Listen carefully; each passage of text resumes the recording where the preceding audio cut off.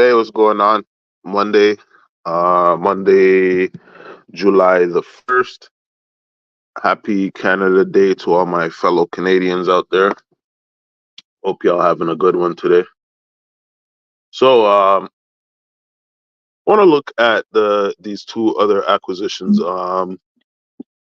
First we got Jamal Shead.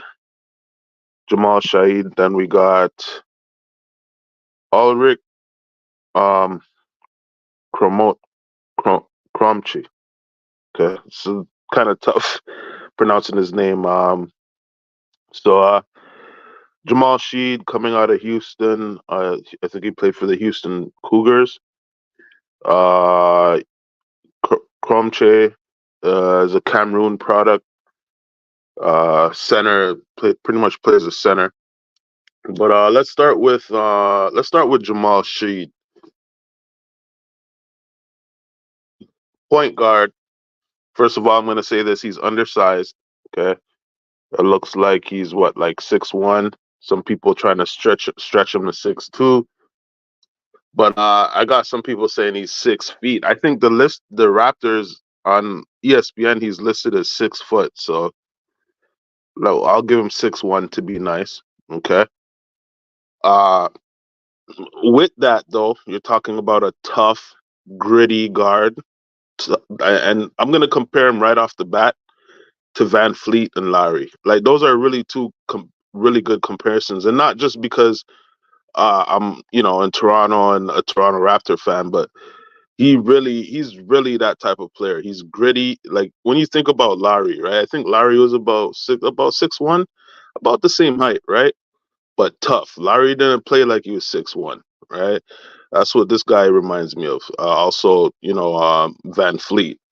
So that's a good thing, right? Yeah, he's undersized, but the toughness, the strength, when you add the strength with the speed, there's some good things. Those are some good things. A good passer, a good playmaker, but definitely an elite defender, which is good.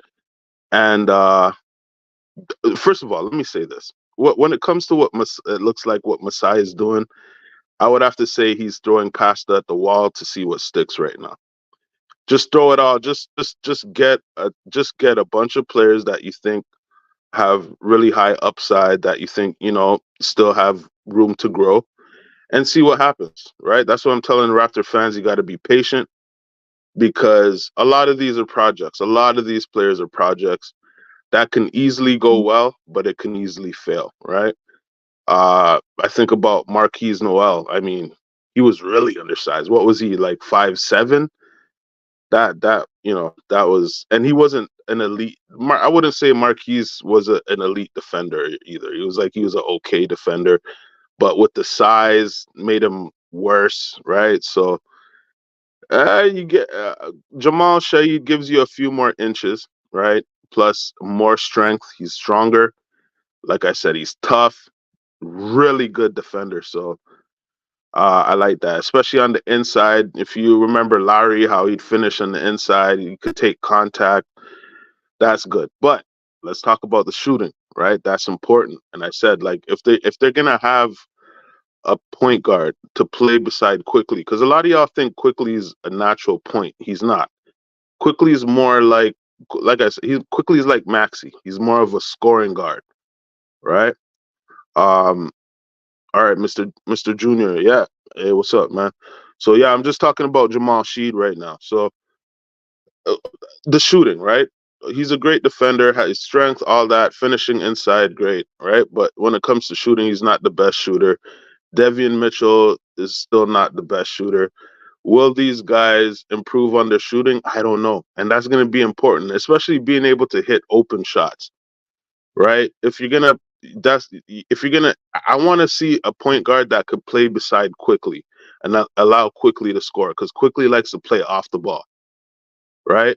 And I think Quickly is best playing off the ball, in my opinion. He can play the point guard, he can, but his strength is more like scoring and playing off the ball, right? So a point guard that can play on the floor, it's not just the offense, because I think offensively, Jamal Shead and David Mitchell will probably play well with quickly, but also defense. It's on both ends of the floor, right?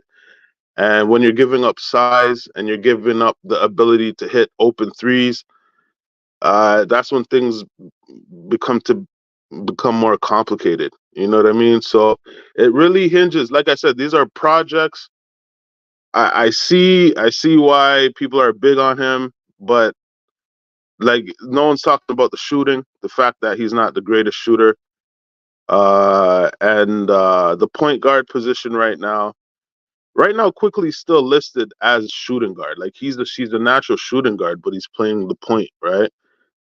So right now, it looks like Davion Mitchell will probably be the backup, and Jamal Shead will probably be the third backup. So, like I said, it's just going to be a project. I don't see him getting a lot of playing time this year, but it's just a project. I think it's pretty much a project. So, uh, and remember, we got it was a trade for Jalen McDaniels. So we ended up getting Davion Mitchell. We get 2 point guards for Jalen McDaniels when you think about it. 2 point guards and the forward, I forgot his name, Sasha, whatever. If you remember his name, let me know. But so we get pretty much 3 players, right? So it's not a big. It's actually good. We got 2 point guards for Jalen McDaniels and the other Sasha Velokovnik or whatever. So all right, cool. So that I think that's pretty much what else. What else do I got on him? And whether he like what's his future? Is he gonna be a starter at some point in his career? Like, will he be that valuable? I think that's gonna hinge on shooting. He has to be able to be a better shooter. He has to be able to hit threes. Like you got centers that are hitting threes right now. So how could your point guard not be like a good 3 point shooter? It's just not something that in this NBA it's not feasible. You're undersized and you can't hit open threes like consistently. That's going to be a problem. So he has to improve on that. Is he a steal? I wouldn't say. I guess you could say he's a steal because we got 3 players for one that Jalen McDaniels who's not active in our roster. So yeah, he's a steal. I would say Jamal Shead is a steal because he came in a package with Davion Mitchell and the Sasha Velenovic guy, right? So yeah, he's a steal. Yeah, because he came in a package for a player that we weren't playing anyway. So yeah, it's good. We'll see. We'll see. Summer League, we'll get to see a lot more. So on to Ulrich Chromche. He's from Cameroon. He's a big 6'10" with a 7'4" wingspan. High ceiling, very athletic. I'd say he's extremely athletic for his size. Defender. So you could see Masai's building a culture. Like this Raptor team is gonna have defense for sure. Other teams are gonna have problems playing us. Even if we don't have a lot of talent, we're not going to be a pushover team. So that's a good thing because all these players that we have high upside on the defense. So that's really good. So Chromche, high upside, but not too sure. He's a project. He's a project, not too different from Koloko. I'm not saying he plays like Koloko, but Koloko was a project that didn't work out. Koloko showed some flashes of some good things. That's what this guy Chromche does. He has some flashes. Honestly, he's kind of like a poor man's Chris Bosh in a sense. In a sense, I'd say that would be a reach. Like, if but if he could be anything like that with good defense, that's pretty good. So I'm comparing his ceiling would be like Chris Bosh. That's what I'm gonna say. Uh, yeah, they say like he has some decent handles. I seen it too. I seen him on a fast break. Kind of like his fast break handles are pretty good. So that's good. He's 6'10", length, good defender, quick on the feet, athletic. Shows a lot of effort on the defense. it's the culture that we want here in Toronto. So that's really good. He looks like a willing learner. He looks like he's willing to try new things. Even with the shooting, like he's not the best shooter, but he shows confidence. Like I've seen him confidently take 3-point shots. Like, like that's something that he wants to add to his repertoire. So think about a player who is about 6'10", who could hit the three if he could reach that potential, right? But like I said, these are all projects. So it could go really well and it can go really bad, right? There's no telling. And it could go really well for some players and not others, right? I'm not sure who it's going to be at this point, but even up to Jacoby Walter, uh, all these players are projects, all of them, and they're good players. But I just don't know how it's going to fit in the system and what the Raptors are trying to do.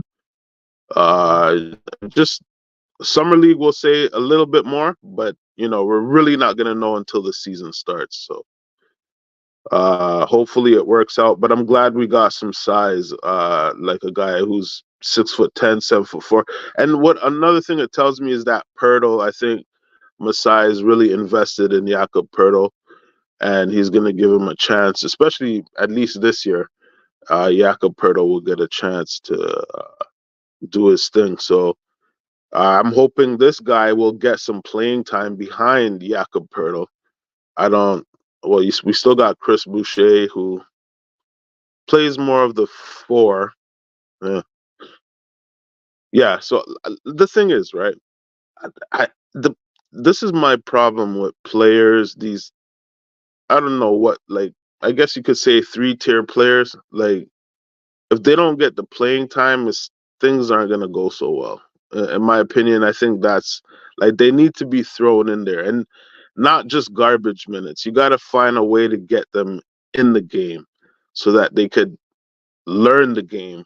But a lot of these players, they sit on the bench in the first year and they just kind of fade away. Like Koloko, in my opinion, may have been his issue too. Maybe if Koloko got thrown into the fire sometimes, and what did we really have to lose? We didn't have much to lose. Just let Koloko get that playing time. So the thing is, and there was that issue with Nick Nurse, right? But in my opinion, this new coach didn't really give the younger players much more time than Nick Nurse did, right? Um, yeah, you gotta find a reason to put these guys out there. You gotta find a reason to put them out there if you want them to get better. That's my opinion. And if these players don't get to play important minutes, if they only play garbage minutes, then I just don't see the point. That's why I don't see the point of picking up these players, honestly. And a lot of times I wouldn't even talk about these players because I know that at the end of the day, they're not going to get minutes. They're not going to get a chance. So they're not going to grow most of the time, right? And you have some players who have the patience to be able to sit it out and wait their turn and shine when they get their chance to shine. But a lot of players, they just get rusty, because remember, they're playing. They've been playing. They've been finding ways to play throughout their career before getting into the NBA. So if they get into the NBA and they have to sit on the bench, what do you think is going to happen to them? They just get rusty. They get rusty. So we'll see what happens. We're gonna watch these players closely. It's just my first look. So shout out to Six Canada TV. I'm trying to pronounce this guy, Ulrich Chromche. That Trump Ulrich Chromche. Yeah. All right. So hopefully these players get some playing time. We'll see in summer league. We'll watch closely to see what these players are capable of. And this is just the first take on these players, and we will come back and dissect more when we get some more to work with. So that's it. That's all I got for y'all today. Again, it's Canada Day today. To all my Canadians out there, I hope y'all are having a good day. Whether you're drinking a nice cold beer, a nice cold Canadian, or drinking smoking a doobie, whatever you're doing. Shout out to y'all. Have some fun today, and I'll catch y'all on the next one.